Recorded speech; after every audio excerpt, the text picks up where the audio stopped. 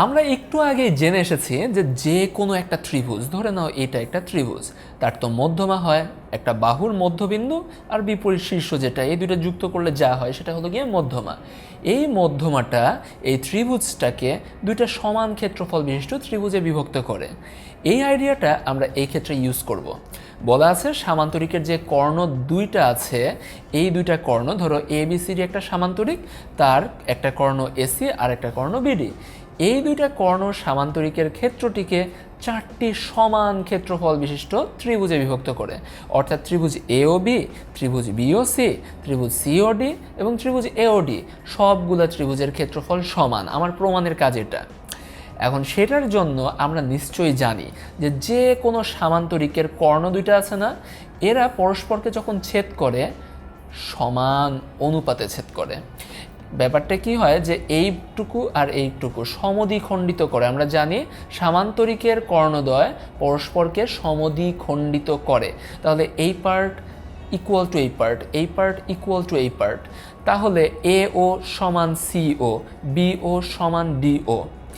এই আইডিয়াটা থেকে দেখো আমরা যদি ত্রিভুজ এ বি ডি এর কথা চিন্তা করি, ত্রিভুজ এ বি ডি, এই ত্রিভুজের ক্ষেত্রে এই ত্রিভুজে বিডি এটা একটা ধরো ভূমি, ত্রিভুজ এ বি ডি এ। আচ্ছা, ভূমি হলো গিয়ে বিডি। আচ্ছা, আর এ ও যেটা, এটা তাহলে সেক্ষেত্রে মধ্যমা হচ্ছে, কারণ বিডি এর মধ্যবিন্দু হলো গিয়ে ও। এই বিপরীত শীর্ষ থেকে মধ্যবিন্দুর যে যোগফল সেটাই তো হলো গিয়ে এটার মধ্যমা। তাহলে ত্রিভুজ এ বি ডি এ আমরা বলতে পারি সাথে সাথে যে এ ও মধ্যমা।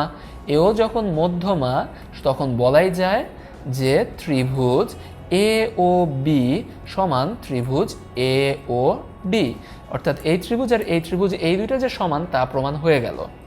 ধরো আরও একটা ত্রিভুজ, এই ত্রিভুজ বিডিসিতে, ত্রিভুজ বিডিসি এ একইভাবে সিও মধ্যমা। তাহলে সাথে সাথে বলা যায় যে ত্রিভুজ বিওসি সমান ত্রিভুজ সিওডি, অর্থাৎ এই বাহু আর এই বাহু, এই দুইটা ত্রিভুজের ক্ষেত্রফল সমান। এখন ধরো আমরা আরেকভাবে নেই, আমরা ধরো যে ত্রিভুজ আমরা এ সি বি এর কথা চিন্তা করি, অর্থাৎ ত্রিভুজ এ বি সি। ত্রিভুজ এ বি সি এ যদি চিন্তা করো, এসি হলো গিয়ে ভূমি, এসি ভূমি, এবং বিও হলো গিয়ে মধ্যমা, বিও মধ্যমা।